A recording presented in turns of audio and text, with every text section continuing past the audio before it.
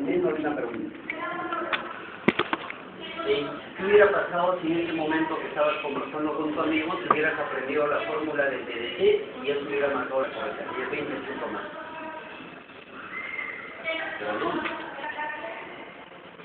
Eso no hace lo mismo. Por favor, jóvenes, tienen que estudiar cada momento. Por otro, estás escuchando comentarios psicólogos y toda esa cosa que me da una polarización. Punto número 1. ¿Hasta qué día debo profesor el examen? Yo doy el sábado. El otro jueves me dice el domingo. Si hace el sábado, el viernes, profesor, es un día de descanso, voy a tranquilizar y voy a ir al teatro un momento, voy a ir al cine. ¿Usted tiene tiempo para perder en el cine y en el teatro? Me dijo un señor especialista. Mira, los que hemos dado examen en San Marcos y sabemos lo que se siente, tienen que estudiar hasta el último segundo. Los que van a dar examen el día sábado tienen encerrados en su casa el día viernes estudiando desde las 6 de la mañana que se levantan hasta las últimas horas. ¿A qué hora te acuestas? Por ejemplo, yo me acostaba a la 1 de la mañana todos los días, los 365 días del año de preparación. Entonces, obviamente no iba a estudiar hasta la 1 de la mañana, sabiendo que al día siguiente voy a dar examen. 2 horas antes. Es decir, hasta las 11 nada más estudié. A las 11 de la noche, durmiendo. Que te voy a decir, no vas a poder dormir. Claro, y, segundo, tú no estudiaste hasta la 1 de la mañana. ¿Ves? Solamente tú sabes hasta qué hora has estudiado, generalmente todo ese año. Profesor, yo solamente hasta las 11. Ya, entonces, a las 9 de la noche debes estar en tu cama. Así no tengas sueño. Porque al día siguiente tienes que levantar. Porque van a dar el domingo, todo el sábado debe estar estudiando. Hasta 2 horas antes de lo normal. Y a la hora que te vas a dar tu examen de admisión, si la entrada es a las 8, y de tu casa al examen de admisión es media hora, tú me vas a decir, voy a salir 7:30 porque yo llevo media hora. Él dice, no, yo soy muy prevenido. Me voy a prevenir, profesor, mejor voy 1 hora antes. Entonces salgo a las, no a las 7, sino a las 6. Y tampoco llegó a la hora. ¿Por qué? Porque había un tráfico, había huelga, cerraron las fiestas. Se lo fue corriendo y la puerta empezó de el punto de mi cara de cerrado. Pues señor, por favor, yo soy huérfano. No me interesa que sea huérfano. La hora es la hora. Pero en mi academia se dice me deja entrar. Señor, aquí no es la academia. Yo estoy en contra que hagan entrar a los varones. Voy a retirar. Entonces tienes que tomar. El otro señor lleva un solo lápiz. Y el carro se le perdió. Y la última hora saca un lápiz. Y dan tarjetas, no sé cómo darán ahora, que nos daban nuestro carnet de identificación. En la noche, en su mesita de noche, ahí debe estar listo todas sus cosas. Carnet, documento, lápiz, tajador, borrador, etc. Ya entraste a la universidad y tienes que ver qué aula, cerciorate bien, aquí está mi nombre, y antes de entrar debes ir a los servicios higiénicos. No te olvides que en este momento tu sistema nervioso simpático va a estar activo y todos tus esfínteres se van a relajar y vas a querer ir al baño. Porque a medio examen no le dices, profesor, me puede ver. No hay permiso. En mi academia me daban permiso por mi hora. Por eso también estoy en contra que den permiso al baño los profesores. Porque tienes que ir bien preparado con ropa cómoda.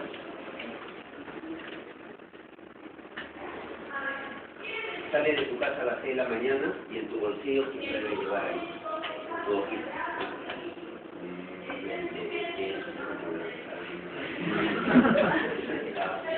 Estás haciendo la cola para ingresar.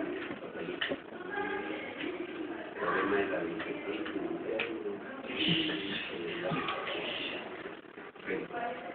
señor supervisor, ¿qué haces ahí estudiando? Porque no se estudian todo el año, recién te pones a estudiar, no le responden. Y a la hora que dicen estamos pasando, agarra, hasta el último segundo tienes que estudiar. Hasta el último segundo tienes que estudiar. Son 18 cursos que tienes que estudiar. Ya sabes ya las teorías filosóficas que te faltan.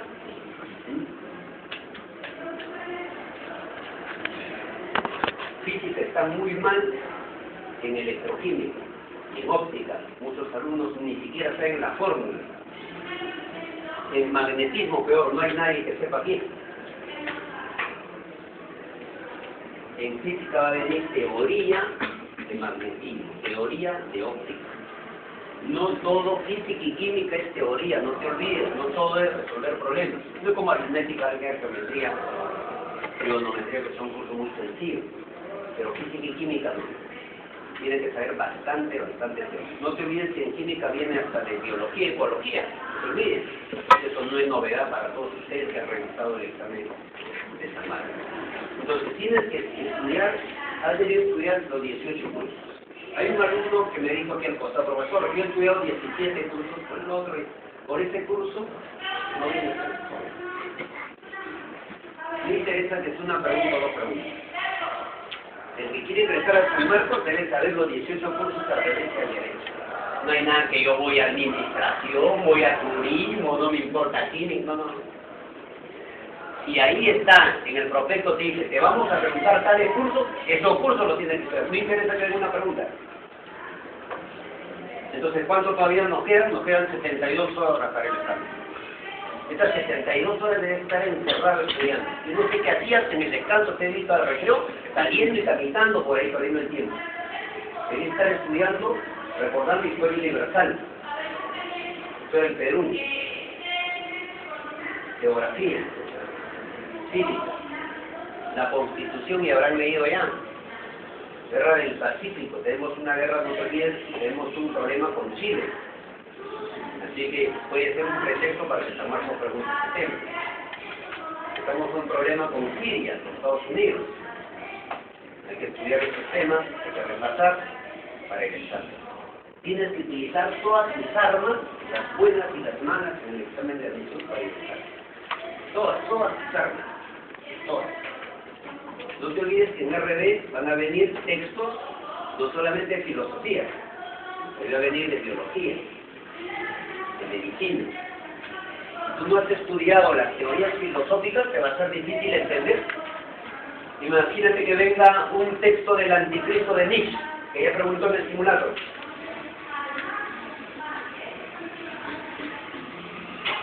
Entonces, hay que, jóvenes, utilizar todas nuestras armas para el examen.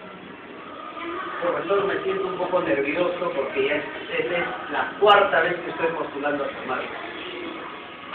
Oye, te voy a advertir, de los 35.000 que van a postular este domingo, tú no eres el único que está nervioso, los 35.000 están nerviosos. Por lo tanto, no te aceptaría el día lunes que venga llorando a decir, no ingresé porque estaba nervioso. Falso, no ingresaste porque no estudiaste bien. Los nervios no es determinante para el ingreso. Los 35.000 están nerviosos. Todos entran en igual condición. Eso es normal. La adrenalina es normal que sientan los alumnos que más experiencia tienen. Hay muchos alumnos aquí que tienen ya muchos fracasos y ellos son los que tienen más presión. Otros que recién van a postular su segunda vez, la presión no es tanta. Tiene presión sí, pero no es tanta. Pero mire el otro que está en su quinta vez para medicina.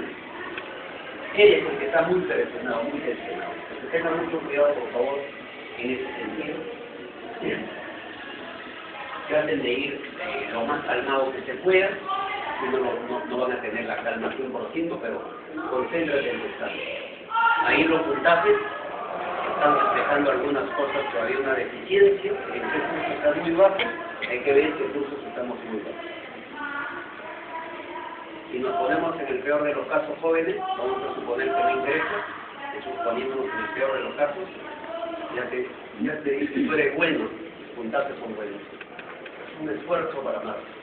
Ya no cometas el error de estar aquí, conversando con tus amigos, paseando, pero no puedes renunciar a ingresar a una escuela. Es un día que prácticamente va a marcar en tu vida. Porque los que ingresan van a ser grandes profesionales, ¿verdad? Te vas a sentir bien, con tus familias. Pero cuando no ingresas es incómodo, hasta en la casa te da miedo ir a la casa. Se siente un aire porque no hay dinero, mamá no se está manteniendo, papá no está, ya se siente una incomodidad. Entonces, un examen jóvenes no es un examen cualquiera, porque marca la vida de cada uno de los postulantes. Vamos a ver si el sacrificio que han hecho ustedes durante este tiempo, tenemos como recompensa, ingresando los profesores, lo vamos a acompañar nosotros, el sábado y el domingo vamos a ir los profesores. De alguna manera le vamos a dar un apoyo emocional a todos ustedes, porque nosotros confiamos en ustedes. Y los sacrificios que hemos hecho los profesores en nuestras clases es porque ustedes necesitamos que ingresen a la universidad. Bien, espero que el día sábado y domingo tengamos la mayor cantidad de ingresantes. Miren que estos chicos que se han postulado a la Católica hace poquito, ha ocupado un primer puesto Prince, y hace poco el que fue el de UNI, también un alumno de Prince. Nada más nos faltaría San Marcos, que todavía no hemos ocupado el primer puesto. Puede estar más sentado y puede darnos ese orgullo, ¿verdad? Sí, ingresado de lo de ingeniería, tengan cuidado en biología, le dije, son 6 preguntas, ese es tu talón de Aquiles, de los ingenieros. Tu talón de Aquiles es biología, esa marca. Yo necesitaba matemática, biología muere. Y el otro que se desvió un poquito de biología, él te ganó por una pregunta. Las 5 prácticas que hemos desarrollado, lo habíamos preparado con muy buena intención. Si se han dado cuenta, nuestra práctica de biología ha tenido más preguntas que cualquier otro curso que han tenido en sus reforzamientos. Hemos tratado de avanzar los capítulos que más vienen en el examen de admisión: fotosíntesis, respiración, dogma, evolución, el origen de la vida, ecología, que lamentablemente no va a haber tiempo ya para salud y enfermedad, que va a venir en el examen. Botánica lo hemos estudiado. Y hoy día, esta va a ser una pregunta del día sábado y domingo. ¿Verdad? Zoología. Eso todos ustedes ya lo saben. ¿Para qué parte preguntarán, profesor? Bueno, eso lo vamos a detallar y vamos a recordar los conceptos. Empecemos, jóvenes, con la primera pregunta. Dice San Marcos que los animales han sido clasificados en aproximadamente 30 filums. De esos 30, San Marcos nos pide los 12 principales filums. De esos 12, los 10 primeros son animales invertebrados y los 2 últimos son los vertebrados. En los invertebrados están en orden filogenético el filum Poríferos, Ctenóforos, el filum Nidarios, Platelmintos, Rotíferos, Nematos, Anélidos, Moluscos, Artrópodos y Equinodermos. Esos son los 10 invertebrados. Los vertebrados tenemos a los helicordados y a los cordados. Todo eso tenemos que estudiar sus características de cada uno de ellos, sus sistemáticas: sistema respiratorio, sistema circulatorio, sistema digestivo, sistema reproductor, sistema nervioso, sistema endocrino, de cada uno de ellos. En el caso de los poríferos, el filum porífero, son los animales más primitivos. Se llaman parasuarios porque carecen de tejidos muy bien formados, no tienen órganos, no tienen sistemas. Estos animales son diploblásticos porque se originan solamente de 2 capas embrionarias, del ectodermo y del endodermo. El ectodermo forma su piel, que está formado por unas células llamadas pinacocitos, y el endodermo forma la capa interna, que está formado por los coanocitos, que son estas células que tienen flagelo, una especie de esperma. Estos coanocitos cumplen función excretora, es decir, hacen el papel de riñón de esos animalitos que no tienen. En cambio, en el medio están los amebocitos, que se encargan de realizar el proceso de la fagocitosis, por lo tanto tienen función digestiva. Entonces, hay células especializadas en la digestión, hay células especializadas en la excreción de estos animales primitivos. Normalmente el esqueleto, o sea, quien le da sostén a estos animales, es de naturaleza orgánica, si tiene colágeno, o de naturaleza inorgánica, si solamente tiene minerales llamadas espículas. Esos minerales que están incrustados en la pared le dan fortaleza y sostén para que se mantengan erectos estos animales. Cuando son pequeñitos, estos animales tienen la capacidad de movilizarse, de desplazarse de un lugar a otro. Pero cuando son adultos se consideran sésiles porque ya están en un sustrato del fondo del mar y ya no se pueden desplazar. Todos los animales, todos, incluidos, nos reproducimos por vía sexual. pero algunos también se pueden reproducir por vía asexual. Ellos se reproducen mediante la gemación. La gemación le brota una especie de un tumor por aquí, y luego se desprende del cuerpo, cae al suelo, y de ahí nace su hijito.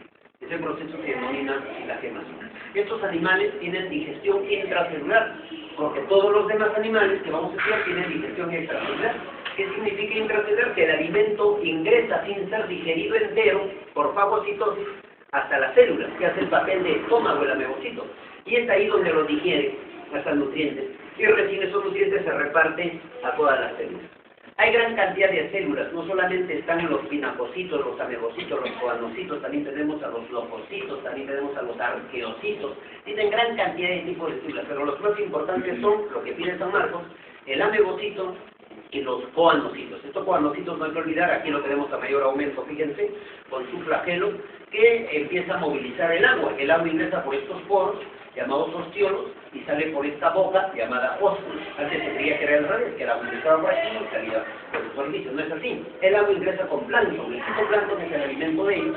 Cada célula atrapa el alimento y luego elimina desechos a esta cavidad llamada espongiocele, y luego los desechos salen hacia el exterior por la boca. Ellos no tienen sistema digestivo, no tienen sistema respiratorio, no tienen sistema, por eso se llaman parazoa.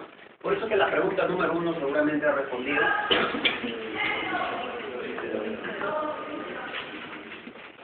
Bien, la pregunta número 2.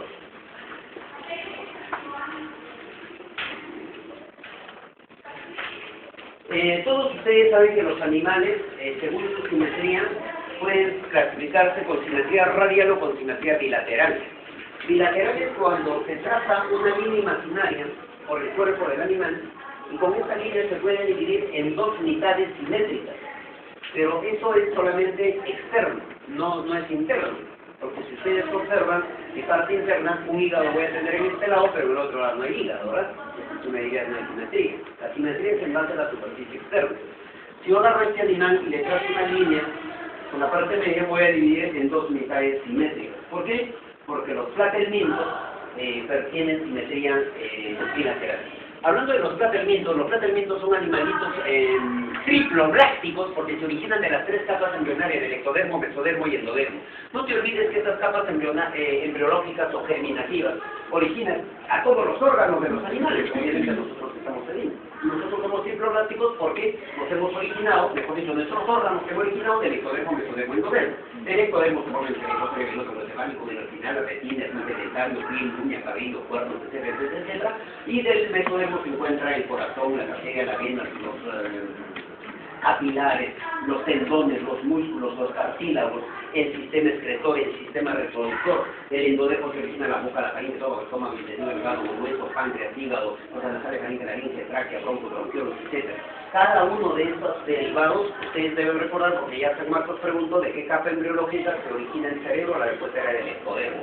De qué capa embriológica se origina el tubo digestivo, la respuesta era el endodermo. Son preguntas que ustedes deben estar repasando en la biblioteca, si todavía en los libros de la biblioteca, si todavía no grabado en la cabeza. Por eso estos animales se llaman triploblásticos. A partir de aquí para adelante ya se llaman triploblásticos. De aquí para atrás son diploblásticos, o sea, los poríferos, los nidarios, los tenóforos son diploblásticos. Pero a partir de los platelmintos, rotíferos, los calocordados, eso vienen a ser los animales triploblásticos. Estos animales se caracterizan porque su órgano excretor, no tiene un riñón, se llama protonefridio. Los protonefridios son órganos excretores de estos animales, y estos animalitos ya llegan a tener su sistema nervioso. Fíjense, los ganglios tienen la cabeza, que llaman ganglios cefálicos, que es un cerebro primitivo, porque los ganglios han originado el cerebro por evolución. Y tenemos dos cordones nerviosos en toda la longitud del cuerpo. Se puede reproducir asexualmente, miren, mediante el proceso de la fragmentación.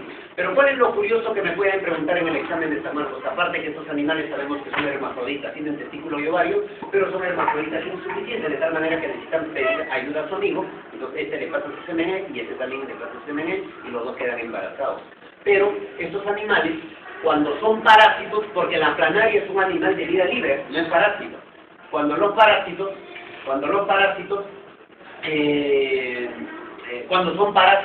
estos animales, lo curioso es que no tienen jóvenes sistema digestivo. Aquí lo he puesto como resaltador. ¿Qué significa eso? que si un ejemplo de planaria parásito tenemos a la tenia solitaria. Entonces no tiene sistema digestivo, no por la boca. ¿Cómo se alimenta? Por absorción por la superficie del cuerpo.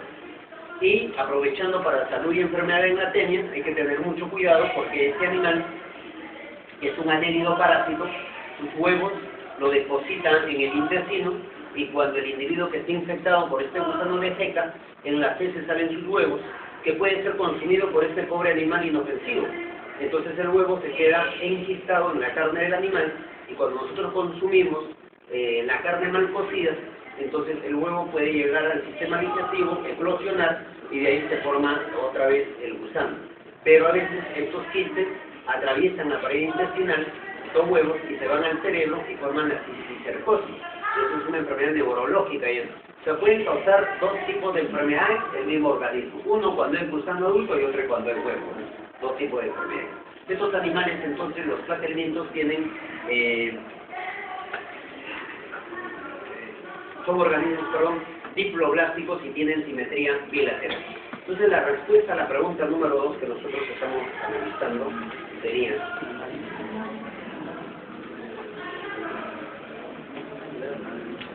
Ya, más rápido por favor que nos va a faltar tiempo. La pregunta número 3.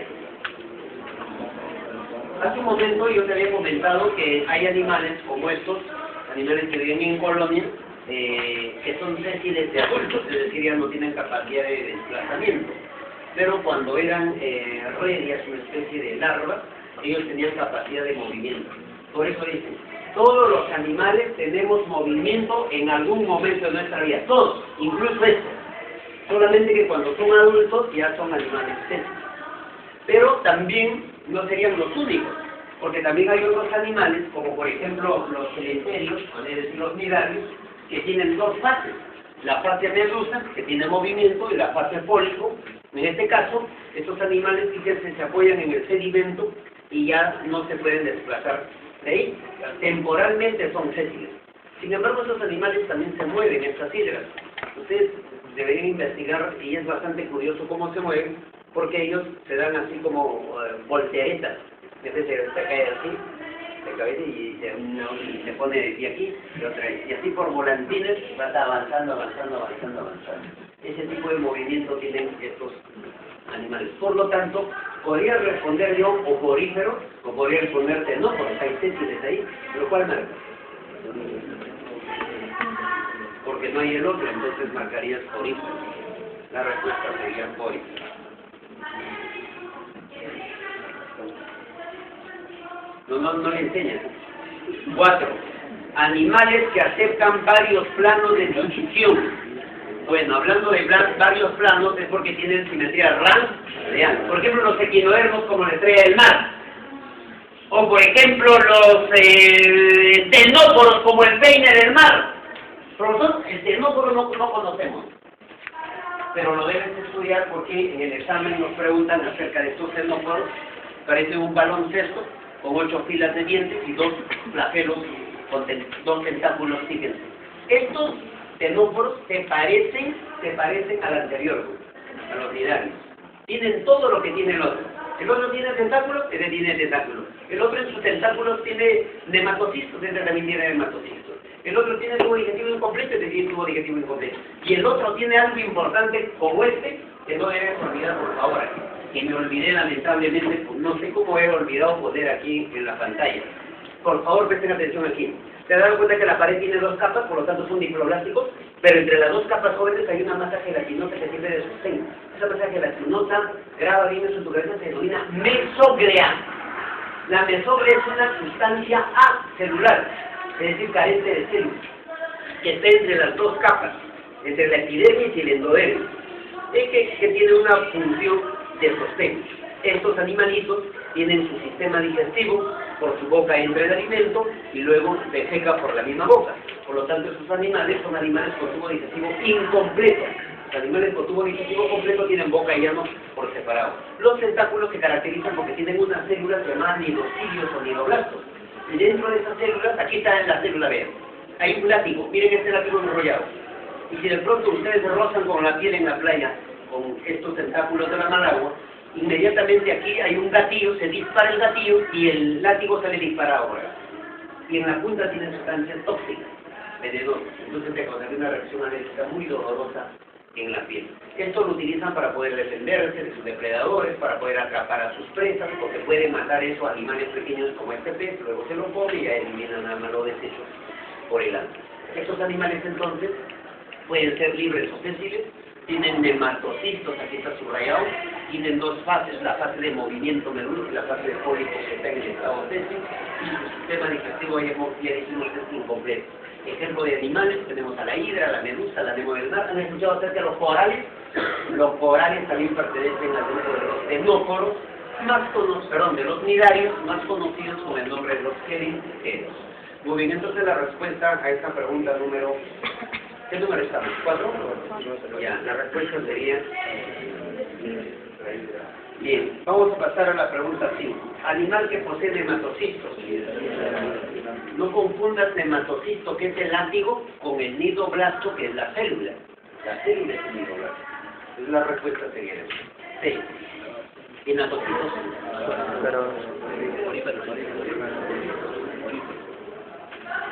Amebocitos o anocitos. Los polímeros. Ya les habíamos mencionado que estos animalitos tienen una gran cantidad de células dependiendo a qué especie pertenece. La respuesta sería entonces los polímeros. No solamente tienen que aprenderse el nombre de las células. Por ejemplo, el pinacocito qué función cumple, el amebocito qué función cumple, el coanocito qué función cumple.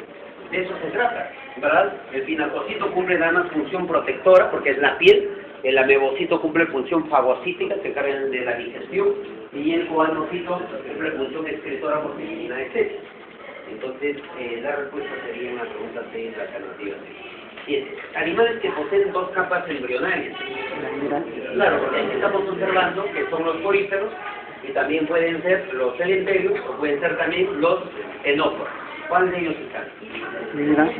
Los no, nidarios.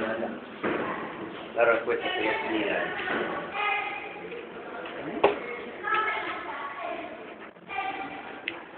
Muy bien. Pasamos a la pregunta número 8 de manera rápida. En la pregunta número 8, ¿qué nos dice?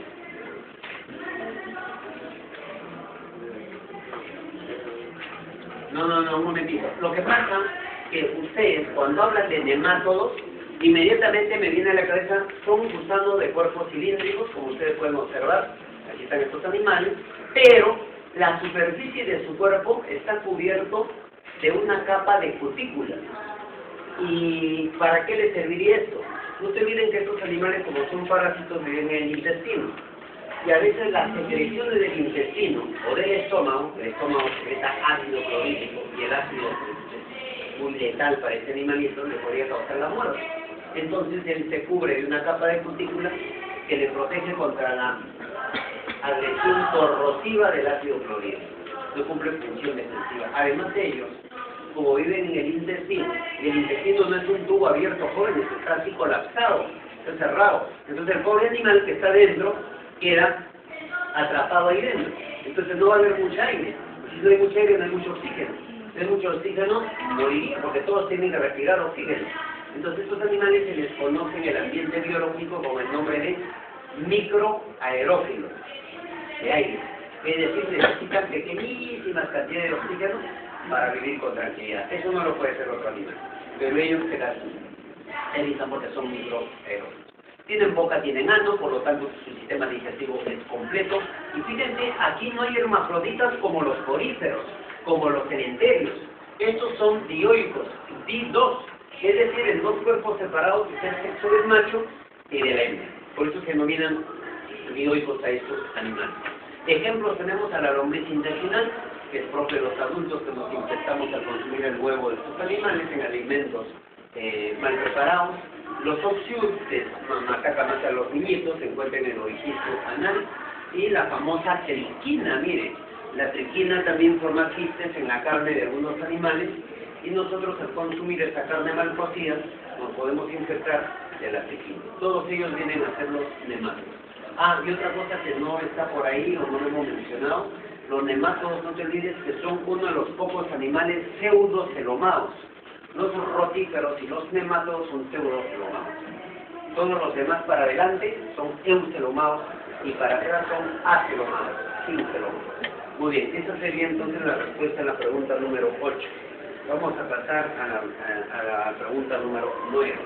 En la pregunta número 9, ¿cuál sería la respuesta? Todos ustedes saben muy bien que tenemos al filum de los anélidos, gusanos de cuerpos anillados, que están constituidos por metámeros. Cada uno de estos se llama metámero somico, y uno de ellos, el más grande en el medio, se llama clitero, que es el órgano reproductor con el clitero tiene sexo. Estos pueden ser hermafroditas, pero también pueden haber de sexo separado. Se reproduce por vía sexual y hay algunos que también se reproducen por vía asexual. ¿Cuál es lo curioso de este animal para el examen de admisión? Que la mayoría de los invertebrados, cuando tienen sistema circulatorio, el sistema circulatorio es cerrado, pero en los anélidos tienen circulación abierta, y además su respiración lo hacen a través de la piel, igual que un sapo. Por lo tanto podríamos decir que tiene una respiración de tipo cutáneo.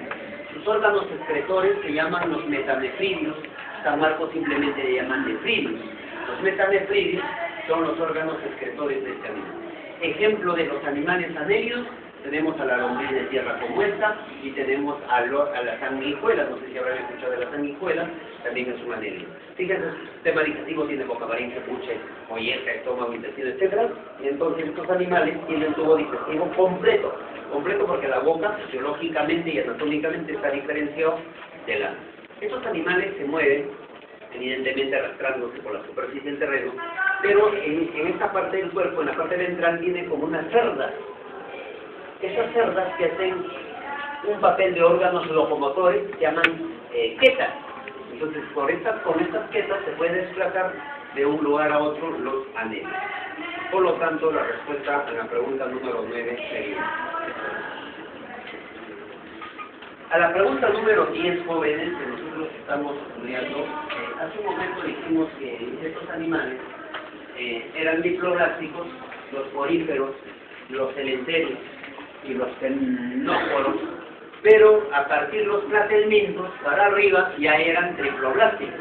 Entonces, estos animales son triploblásticos porque sus órganos se han originado de 3 capas embrionarias.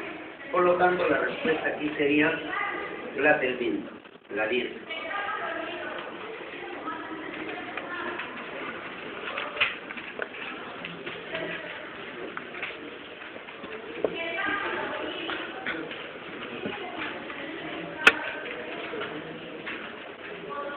En la pregunta número 11 de la práctica nos mencionan acerca del filum de los moluscos. Hay que tener mucho cuidado con estos animales jóvenes. ¿Por qué razón? Porque los moluscos generalmente tienen una concha calcárea que protege su cuerpo blando. Esta concha calcárea que estamos observando aquí en el caparazón lo sintetiza su piel. A su piel se denomina manto. Además, otra característica interesante de estos animales es que se dividen en 3 grupos: en los gasterópodos, en los cefalópodos y en los bivalvos. Los gasterópodos tienen una concha, los bivalvos tienen 2 conchas, los cefalópodos no tienen una concha protectora. Céfalo, cabeza, podos, pies, prácticamente son cabezas y pies. Tenemos ejemplo al pulpo, tenemos a la jota, tenemos ejemplo al calamar gigante de Japón aquí, que tenemos cuya neurona puede medir hasta 3 metros de longitud. Estos animales pertenecen al grupo de los moluscos, pero todos tienen algo curioso para poder triturar sus alimentos. Tienen una lengua con diente llamada rádula. Entonces la rádula es el órgano triturador. Los que son acuáticos respiran por branquias, pero tienen branquias filamentosas. Hay que subrayar esto de branquias filamentosas. En el caso de los terrestres respiran por pulmones. Este pulmón se localiza debajo de la concha, hay una cavidad, un hueco, llamado cavidad paneal, y ahí se encuentran los pulmones de estos animales terrestres. Respiración pulmonar. Pueden ser monoicos, es decir, pueden ser hermafroditas, ejemplo el caracol de Borges es monoico, o pueden ser dioicos, ejemplo tenemos de los pulpos, que hay machos y hay hembras. Los metanefridios son sus órganos excretores. Hablando de metanefridios, creo que hace rato hemos hablado de metanefridios en otro grupo de animales. ¿Te acuerdas que los anélidos también tenían metanefridios? Por eso algunos, para no confundirlo, a estos metanefridios le llaman el órgano de Bojanus. El órgano de Bojanus sería el órgano excretor de los moluscos, pero el órgano de Bojanus es el mismo metanefridio de los anélidos, que más adelante vamos a ver sus partes. Ahora, ¿cuáles son las diferencias entre todos ellos? Si todos son moluscos. Lo que pasa es que estos dos de la parte inferior tienen rádula, y estos señores no tienen rádula. Este señor ya tiene cerebro definido. Estos todavía casi no tienen un cerebro bastante definido.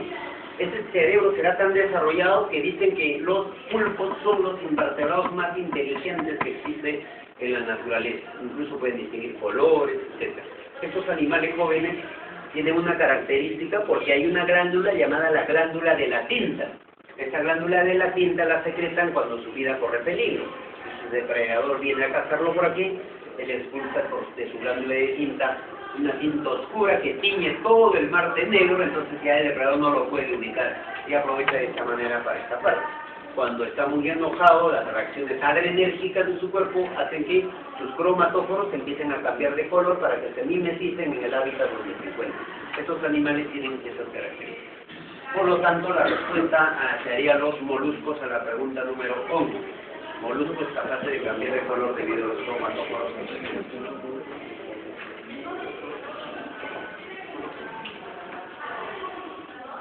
La pregunta número 2.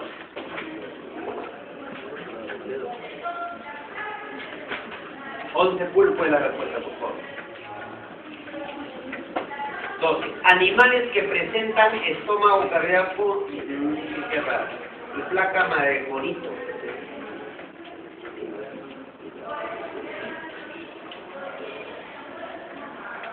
Estómago cardíaco. Aquí no hay ningún alumno, mira, por más experiencia que tenga, que me explique cuál era el sistema circulatorio de los equinodermos. No sabe. A ver, ¿cuántos corazones tiene? ¿Ves que no sabe todo? ¿Tiene corazones un equinodermo? Te estoy preguntando cuántos corazones tiene y cada corazón cuántas cavidades tiene. Porque tu corazón tiene 4 cavidades, 2 aurículas, 2 ventrículos. Pero tú tienes un corazón. ¿Este cuánto corazón? ¿Y cuántas cavidades tiene su corazón? Este señor tiene 2 tipos de sistemas circulatorios.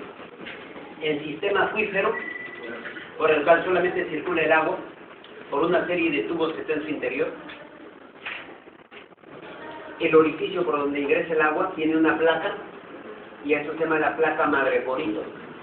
Entonces por ahí se empieza a transportar el líquido, y luego termina en estos pequeños piececitos, llamados ambulacros, y por ahí elimina el agua. Por lo tanto, estos ambulacros utilizan la fuerza del agua, la presión hidrostática, para poder movilizarse. Entonces ellos literalmente se desplazan mediante los pies ambulacrales. Además, los pies ambulacrales actúan como unos pequeños chupones o ventosas para adherirse a la superficie de la roca, y el oleaje no la puede arrastrar a esa estrella del mar.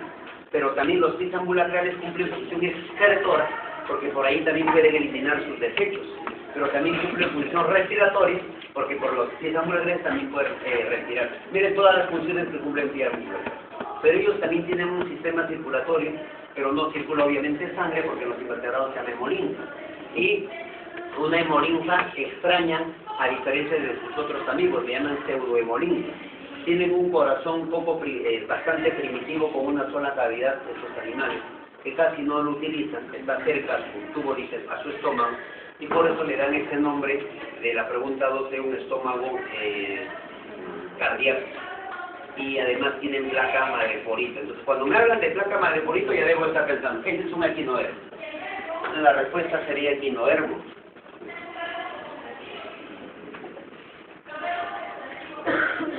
Trece. ¿Cuál de las siguientes estructuras se caracteriza de los cordados? ¿Cuál es de los cordados? ¿Cuál es la característica del cordado? Preguntando.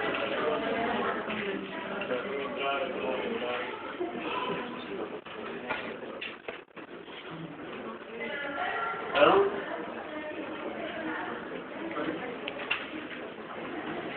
¿Eso no es? ¿Qué es la pregunta? Entonces, ¿cuál es?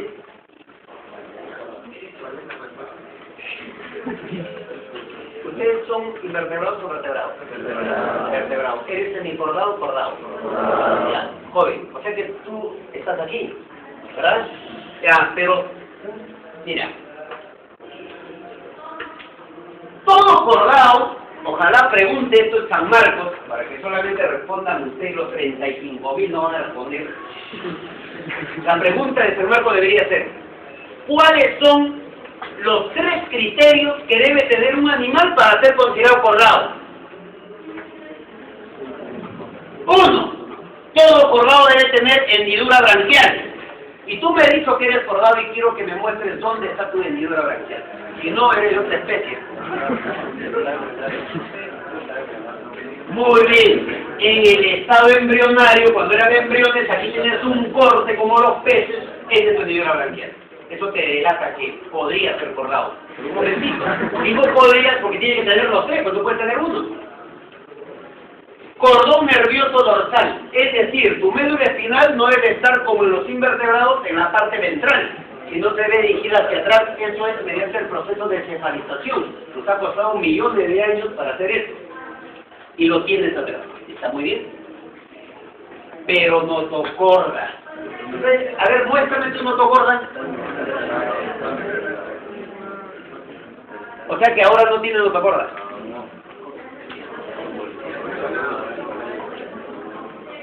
Por supuesto que no tienes, que tu notocorda, que en el estado embrionario era medio gelatinoso, se endurecido y ahora se llama columna vertebral. ¿No tiene columna? Es notocorda. Entonces, tú tienes los 3, ¿verdad? Por tener los 3, eres un cordado. Pero, el filum cordado, por favor presta atención aquí, se divide en 3 subfilum. ¿Cuáles son? Los urocordados, los cefalocordados y los vertebrados. Anda grabando esto por favor en la cabeza, joven del fondo. Los urocordados, cefalocordados y vertebrados. Los urocordados se caracterizan porque esos animales tienen forma de un barril. Y es uno de los animales más extraños del planeta Tierra. No por su forma, porque tienen algo que un animal no debería tener. Tiene lo que tiene la planta, celulosa. ¿Cómo va a tener celulosa? La celulosa de la planta. Pero este animal tiene un manto, una capa de celulosa. Son hermafroditas todos ellos. Hay que recordar que estos animales, ten cuidado con esta pregunta, solamente en el estado larvario, tienen cordón nervioso y notocorda. De adulto desaparece, no tiene huellas de él. Entonces uno lo podría confundir con un invertebrado. No es que no vas a encontrar columnas, pero es vertebrado, porque lo tenía en su estado larvario. Ya, hay que tener cuidado con este urocorrado. Ejemplo, la vejiga del mar. San Marcos le llama asidia. Ese es su sinónimo. Asidia o vejiga del mar. Los cefalocordados. Céfalo, cabeza.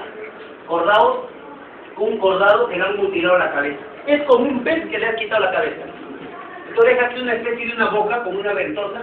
Con eso se puede adherir a sus hospederos para parasitarlos y succionar sus alimentos. Está aplanado lateralmente. Y estos animalitos tenemos como ejemplo al anfioxo. El anfioxo es un cefalocordado. Son animales marinos. Ya, pero falta uno. Falta un subfilum. ¿Y dónde están ustedes? ¿Son urocordados, cefalocordados o vertebrados?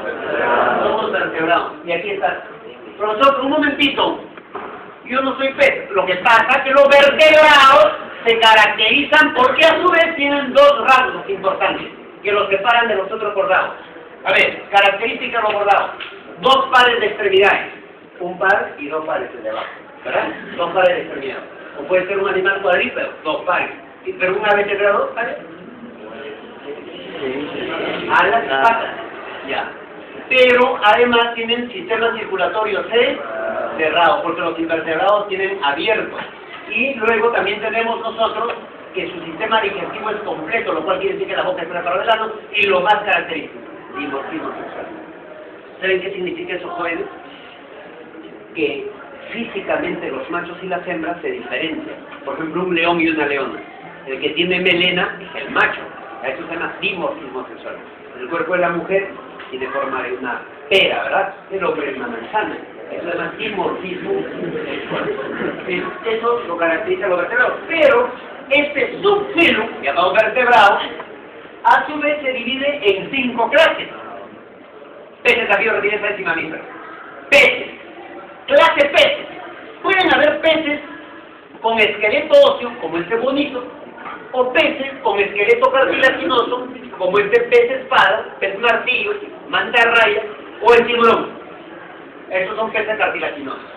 Además, estos peces son poiquilotermos porque la temperatura varía de acuerdo al ambiente. Los peces óseos tienen vejiga natatoria. Esto va a preguntar a su madre. Esta vejiga natatoria es una bolsa de gases que se va a encargar de hacer flotar o ascender al pez en el agua. Y luego tienen línea lateral. Ten cuidado con este de aquí. La línea lateral, que no lo vas a ver a simple vista, está por aquí, miren, esta línea.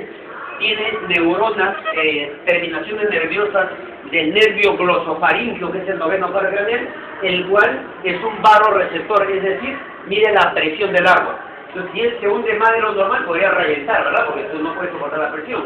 Pero la línea lateral indica hasta qué profundidad deben nadar estos peces. Esas son las características entonces de los peces. ¿Quién les sigue a los peces evolutivamente? ¿Los anfibios? Ya, pero los anfibios, ten cuidado porque los anfibios tienen una piel bastante húmeda. No sé si alcanzas a ver su piel. A mí me gustaría que le pase la mano por aquí y van a ver que es húmeda y caliente. No sé por qué es húmeda. Porque estos animales respiran por la... Para que un órgano pueda respirar, tiene que ser húmedo. Si está seco, no puede respirar. Anda grabando ese concepto, por favor. Ahora, estos anfibios son importantes porque respiran por la piel, pero cuando eran renacuajos respiraban por branquias. Pero ellos tienen desarrollo indirecto. En castellano significa metamorfosis. Hacen metamorfosis. De renacuajo, adulto, estimulado por la hormona tiroxina. La tiroxina es la hormona que estimula el proceso de metamorfosis en estos animales. Ejemplo, tenemos a los ápodos, o sea, sin patas. Ejemplo, la cecilia, que más parece una serpiente, pero las serpientes son reptiles, en cambio la cecilia es un anfibio.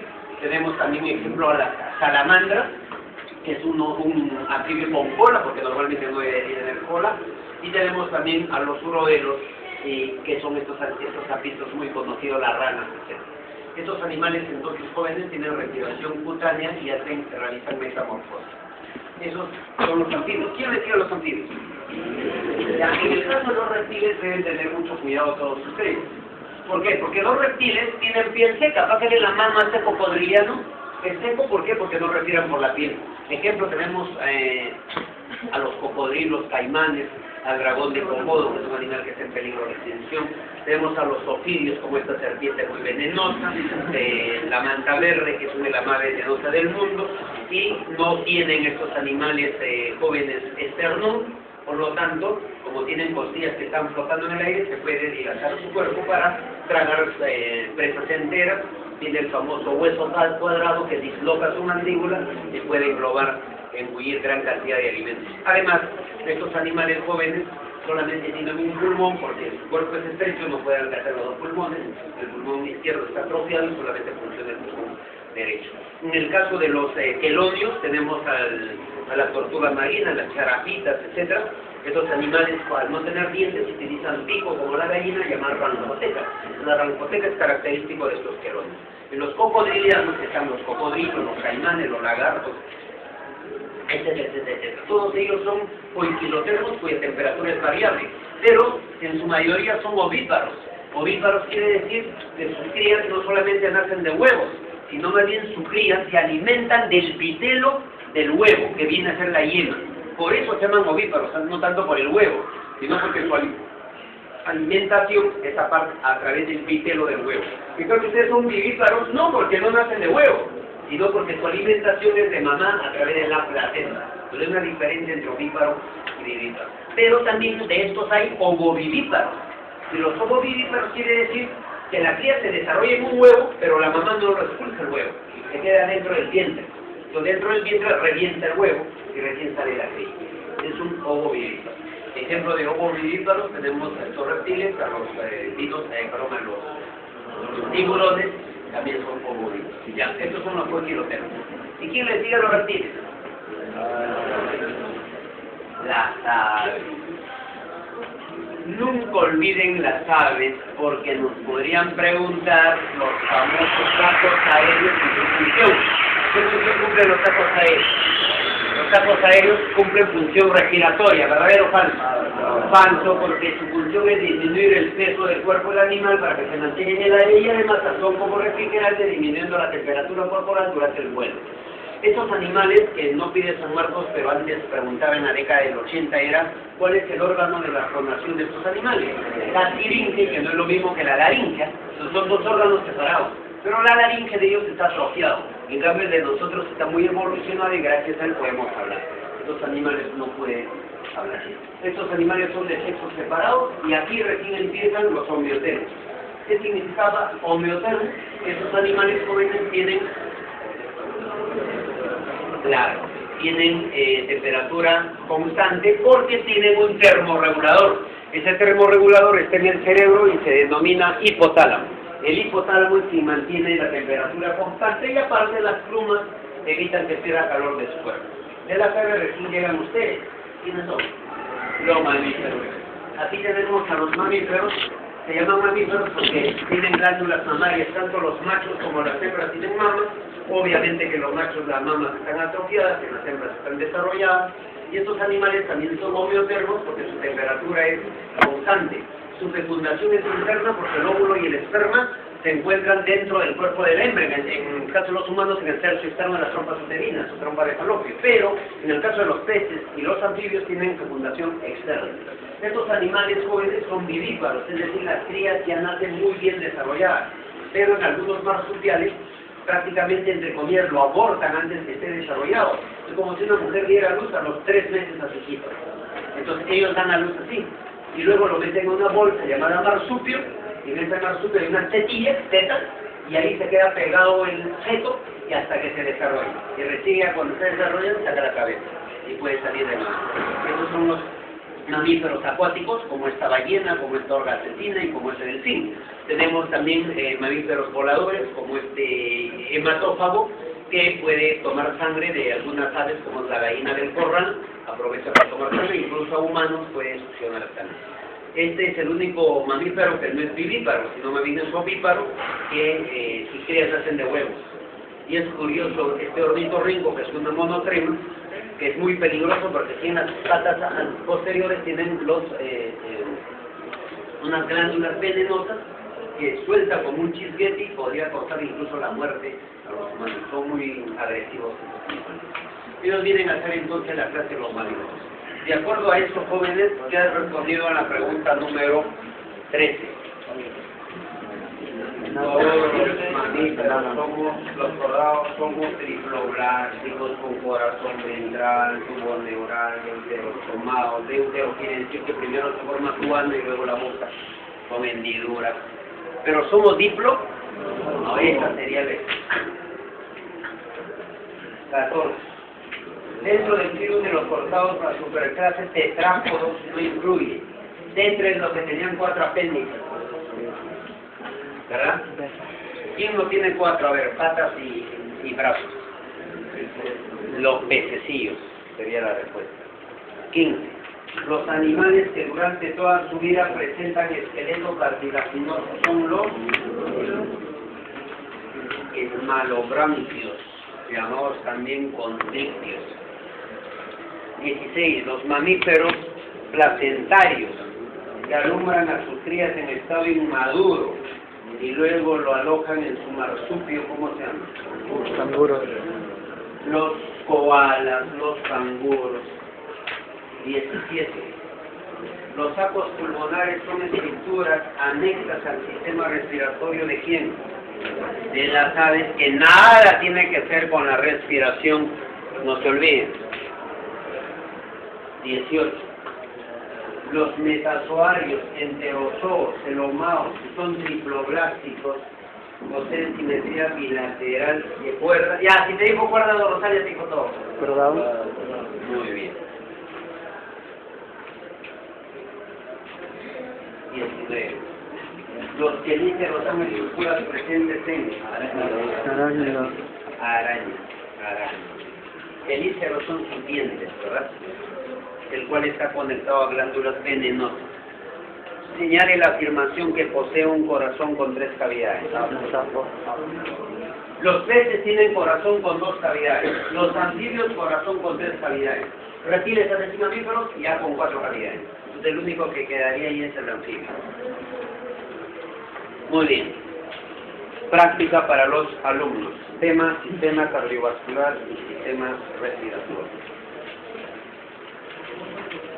A ver, la primera pregunta es: ¿Qué encontramos en el tabique interauricular? Muy bien. Algunos están muy mal en anatomía, parece que van a fracasar en el examen. ¿Cuál era? Algunos ya respondieron, otros no saben nada. Parece que no vamos a empezar. ¿Cuál era? La fosa.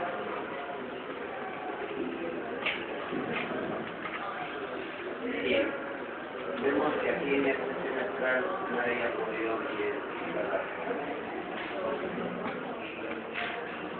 Ahí su compañera ha respondido y ha dicho que es la fosa oval. Otros que... ¿Cuál? La vena pulmonar, por ahí.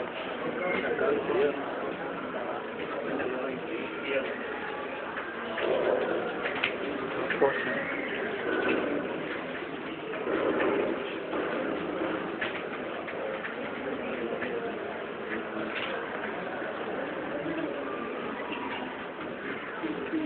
Muy bien. El corazón de los humanos tiene 4 cavidades: aurícula derecha, aurícula izquierda, ventrículo derecho, ventrículo izquierdo. Entre estas 2 aurículas hay una pared. Y esa pared, cuando era feto, se comunicaba mediante el agujero de Botán, porque era un agujero. Después del nacimiento, inmediatamente ese agujero se cierra y queda una pequeña depresión en forma ovoidea. Entonces esta ya no se comunica con la que está detrás, con la otra aurícula.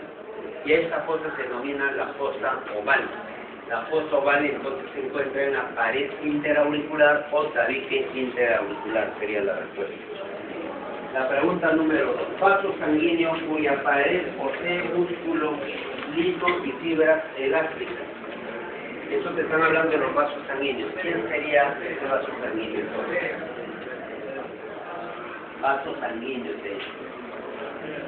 la respuesta sería... Lo que pasa es que los vasos sanguíneos pueden ser las arterias, pueden ser las venas y pueden ser los capilares. Fíjate que entre las arterias y las venas la que almacena la mayor cantidad de sangre son las venas. Las venas son considerados el reservorio del volumen de sangre. Pero la diferencia está en que las venas tienen sangre con CO2, las arterias sangre con arterias. Otra diferencia es a nivel de su pared. Histológicamente, las arterias tienen una capa media bastante musculosa, con gran cantidad de músculos. Las venas no tienen músculo. Gracias a este músculo, las arterias se pueden dilatar y se pueden contraer. Y eso hace que las arterias empiecen a tener este movimiento, y con la yema de los dedos, al tocar una arteria de tu cuerpo, puedes sentir ese movimiento, y eso se denomina el pulso arterial. Entonces, ¿el pulso arterial se toma en la arteria o en la vena? El pulso arterial no va a ser en la vena, ¿no? Tiene que ser en la arteria. ¿Por qué? Por su capacidad de elasticidad, por su tejido muscular. La respuesta entonces sería la alternativa. ¿Qué función cumple la pregunta número 3? La circulación linfática. Esa pregunta también algunos de ustedes desconoce. ¿Cuál es la función?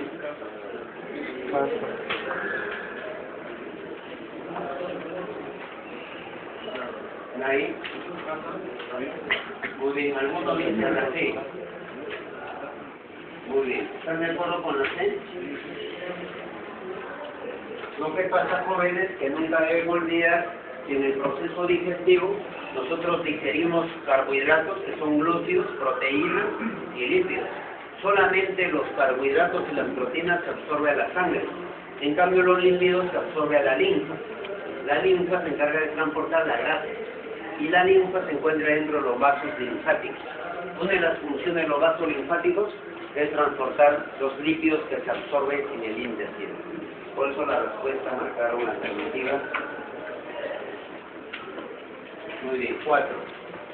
El volumen de sangre que expulsa el ventrículo en cada latido, ¿cómo se denomina?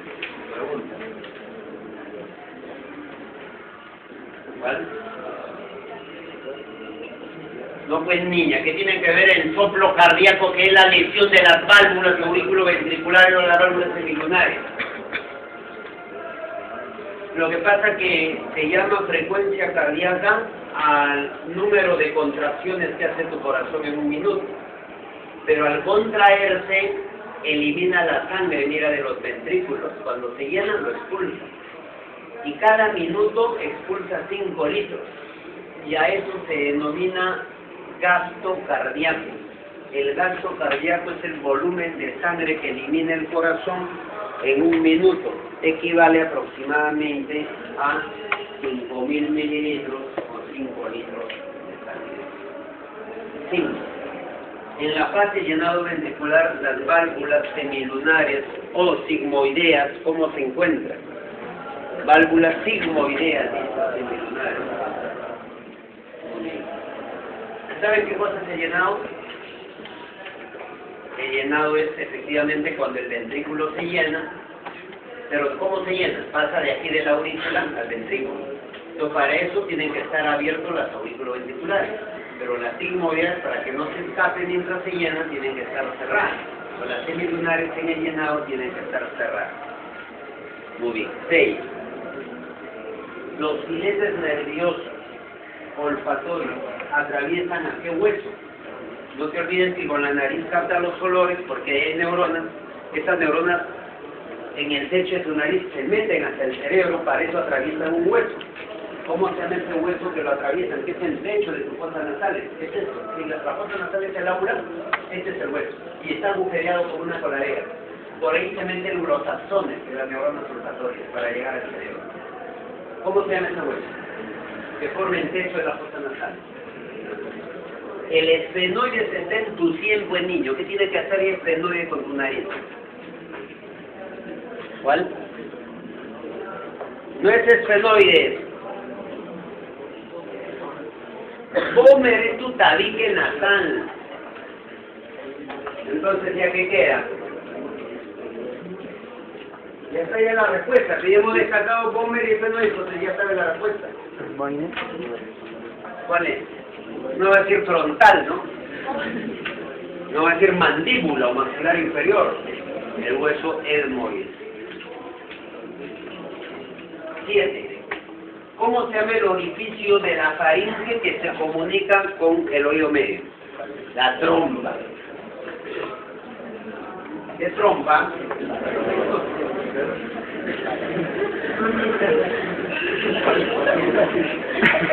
La 8 dice, conforman el pedículo pulmonar. Pedículo pulmonar son las diferentes estructuras que ingresan por el orificio del pulmón. Entra, por ejemplo, la arteria pulmonar, la vena pulmonar, los bronquios, las arterias bronquiales. Pero ¿qué es el que no ingresa ahí? Los alveolos nada tienen que hacer, ¿no? Eso están dentro del pulmón. Ahí deberían ser no conforman. Ahí está mal, no conforman y es la E. No es. La forma más óptima de transportar el dióxido de carbono en la sangre, ¿cómo es? Esa es una pregunta bastante interesante. Claro, lo que pasa es que en la sangre se puede transportar el CO2 de 3 maneras. Una de las maneras es cuando el CO2 se transporta, jóvenes, disuelto en el plasma de la sangre. Y a eso se llama CO2 disuelto. Solamente se transporta 7% así. Otra manera es cuando el CO2 se transporta dentro del glóbulo rojo unido a la hemoglobina. A eso se llama carbaaminohemoglobina, 23%. ¿Cuánto ya sumaron? Claro, 23 más 7, 30. Faltaría el 70%. El 70% de CO2 se transporta como ion bicarbonato. Entonces la respuesta sería ion bicarbonato.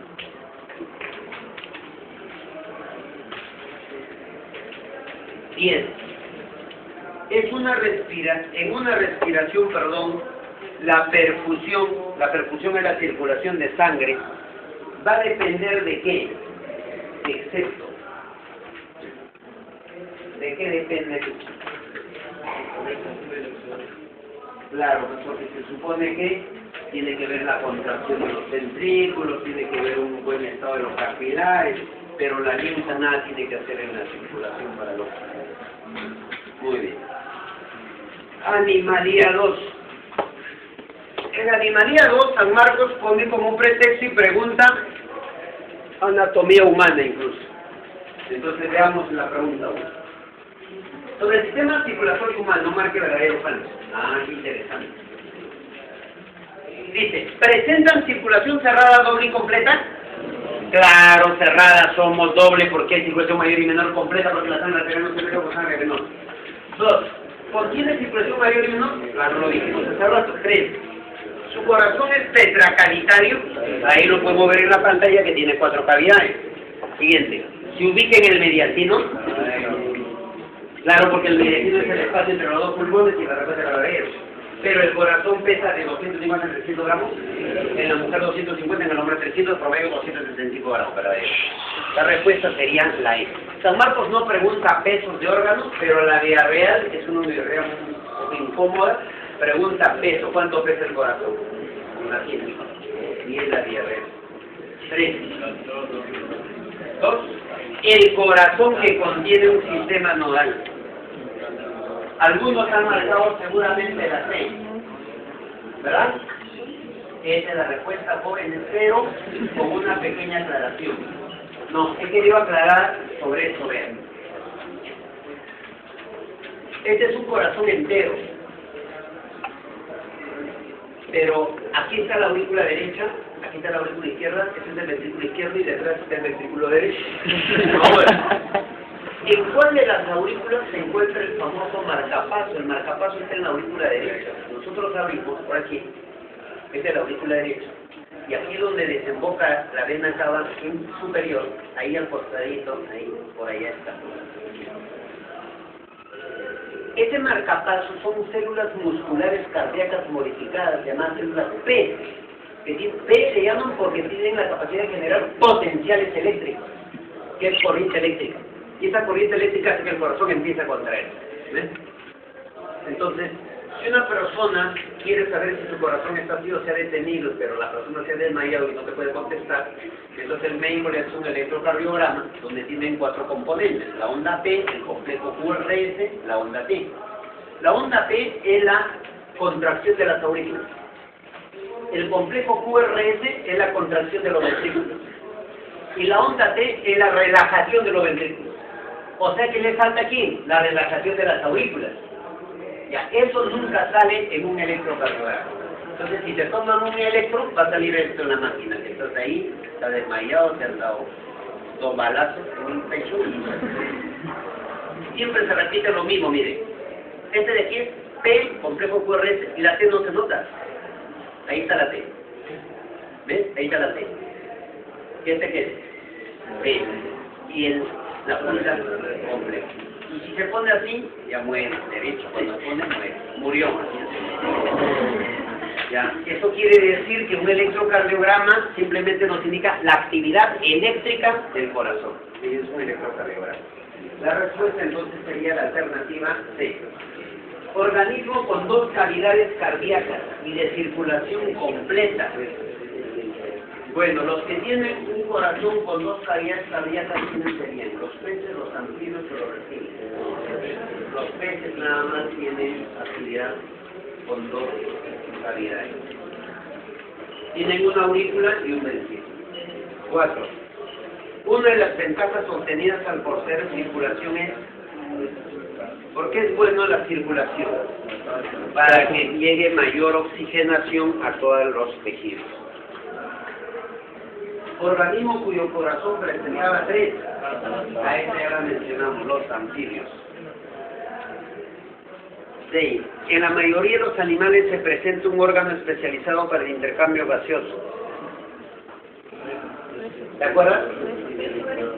Claro, porque si no es húmedo, no puede respirar el sapito. 7. Los anfibios en estado larvario, el sistema circulatorio presenta un circuito simple, al igual que en los peces. Con respecto a los adultos, ya que podemos afirmar. Claro, porque los adultos tienen 3 cavidades. Imagínate esto, mira. Aurícula derecha, aurícula izquierda, pero esta pared no hay. Todo esto es una sola cavidad. Entonces por aquí entra sangre venosa, por aquí arterial, y como no hay esto, se mezcla, ¿no? Entonces circulación incompleta. Circulación incompleta tienen los anfibios. La respuesta sería la B.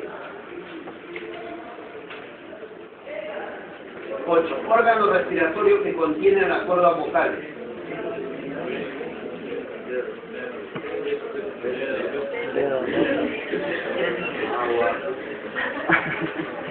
Laringe sería la respuesta. Laringe. 9. Los organismos parásitos como los oxiuros. ¿Se acuerdan de Mato? Claro, si bien el intestino tiene poco oxígeno, microaerófilos es la respuesta. 10. De Hemolinfa de los insectos no transporta ya que está. ¿Cuál? Ese es un poco curioso porque los insectos, se supone que en la hemolinfa se transportan nutrientes y gases. Y por qué esos animales no van a transportar nutrientes ni gases. Porque seguramente los insectos tienen otro tipo de respiración. Respiran por unos agujeros. ¿Cómo se llaman esos agujeros? Tráqueas. Entonces su hemolinfa ya no tiene sistema circulatorio. La respuesta sería tráquea. La siguiente sería: una cubierta de tegumento protege las partes blandas, la cavidad del manto, la cavidad pareal. ¿Te acuerdas de eso? Entonces lo llamamos moluscos. Entonces los moluscos se caracterizan por que tienen pulmones debajo de la concha calcárea, manto pulmonar sería la respuesta. La siguiente: los equinodermos contienen órganos respiratorios muy diversos que a la vez cumplen función circulatoria y excretora. ¿Alguien sabe cómo se llama eso? ¿Se acuerdan que también servía para caminar? Los ambulacros, pies ambulacrales, que también cumplían función excretora. Las tortugas tienen como órgano de ingestión. ¿Te acuerdas? Las tortugas eran quelonios de los reptiles. No tenían dientes, que tenían pico, rango de calidad. 14. La metamorfosis del sapo, uno de los cambios del tubo digestivo es. Entonces, ¿qué marcarías ahí? La alternativa A o B. B. La B han marcado, creo.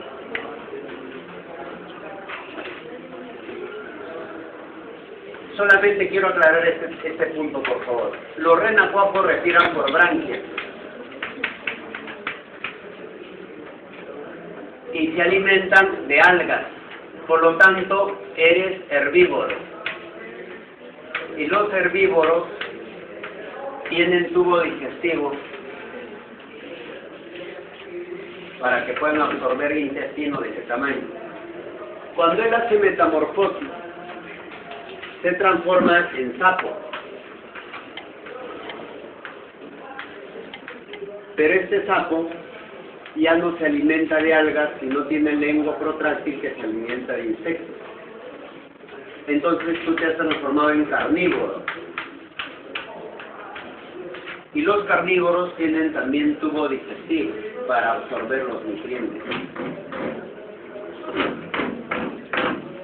Ustedes son carnívoros. Su intestino mide 7 metros. La vaca es herbívoro. Su intestino mide 20 metros. ¿Y por qué los que se alimentan de plantas su intestino es más grande? Porque es más difícil digerir las plantas, no es que tienen celulosa.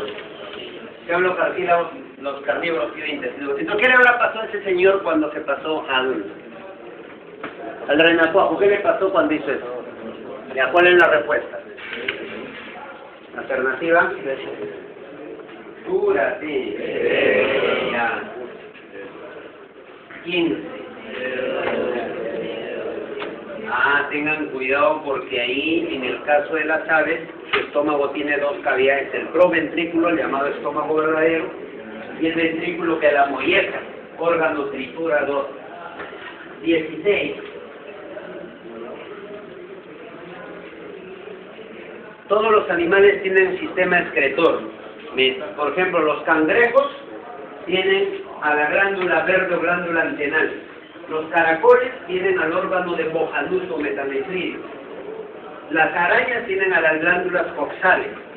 El Oxyurus tiene los túbulos en H, pero la malagua no tiene un órgano excretor específico. Entonces la respuesta sería los nidarios. 17. No es parte del órgano de Bojanus. Ahí está, miren. ¿Cuál sería la respuesta? No es parte del órgano de Bojanus. Claro, porque si esto es la concha calcárea del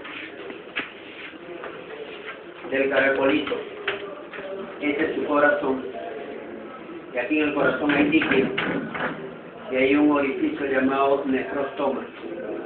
Con ese se absorben los desechos y pasa por este conducto cardiorrenal hasta su vejiga, donde se almacena temporalmente su orina, y por el conducto excretor elimina la orina así por su espalda y aprieta, por así me hicieron.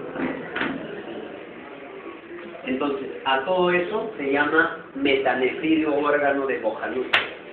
Entonces, el órgano de Bojanus tiene nefrostoma, es este, conducto renopericárdico, reno de riñón, pericárdico de corazón, tiene vejiga, tiene conducto excretor, ¿qué no tiene? El celoma es la cavidad interna, esta nada tiene que ser ahí.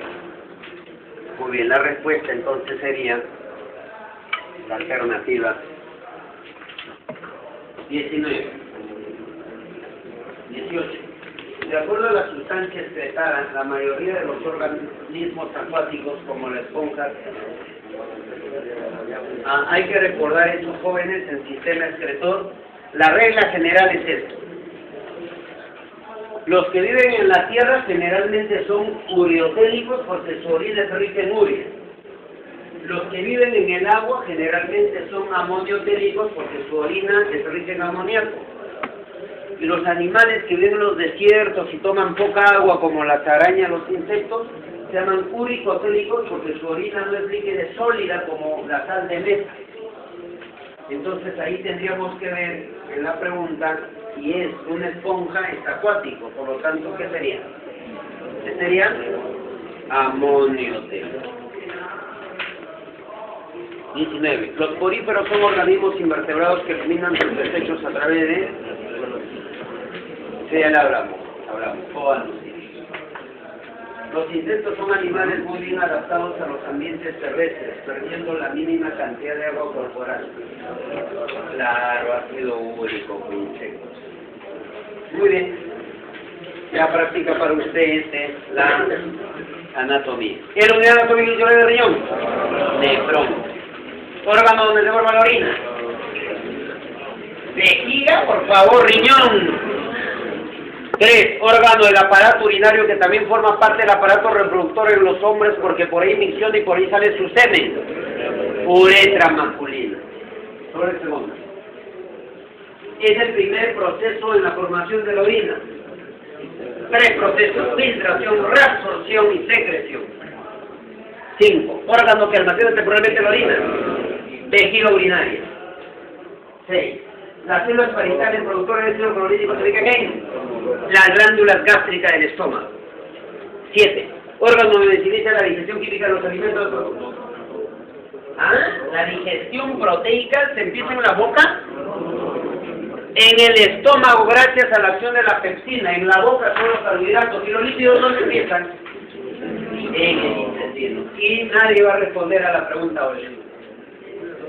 Nadie va a responder a la pregunta sencilla y caes en el examen de admisión.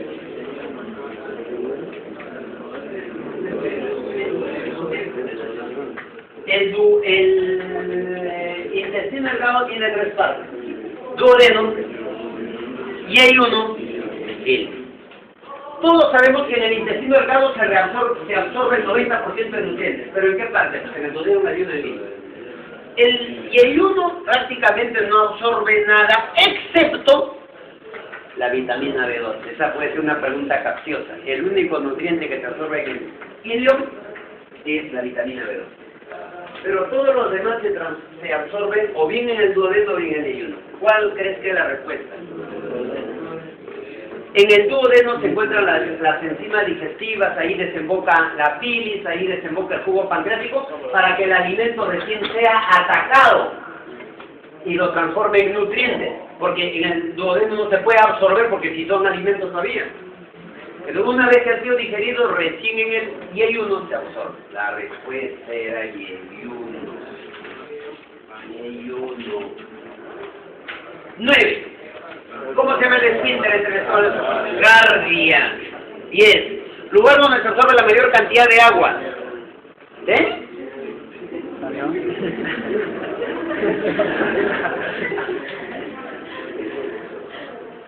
El intestino delgado absorbe nutrientes, pero prácticamente el agua con los desechos que no se absorben llega al intestino grueso. El intestino grueso es un líquido verdoso putrefacto. Y la primera parte es el pie, colon ascendente, colon transverso, colon descendente, colon sigmoide, colon rectal, ya. En ese momento en que ese líquido putrefacto está recorriendo todos los conductos del grueso, el intestino grueso le va absorbiendo agua. Y se va secando hasta que se forma una masa pastosa llamada bolo fecal. Si el intestino grueso no absorbería agua, por ejemplo por la toxina del Vibrio cholerae, entonces las heces saldrían líquidas llamadas cámaras diarreicas y podría morir el paciente deshidratado. Por eso es importante la absorción de agua en el intestino grueso. Más que formar heces, su principal función es absorber agua y formar vitaminas del complejo B. La respuesta sería el... ¿Quién es su intestino grueso ahí? Paul. Muy bien, jóvenes, hemos culminado satisfactoriamente nuestra práctica. Vamos a ver, pues, cómo vamos a esta metodología. Pueden salir, pero pueden hacer sus preguntas.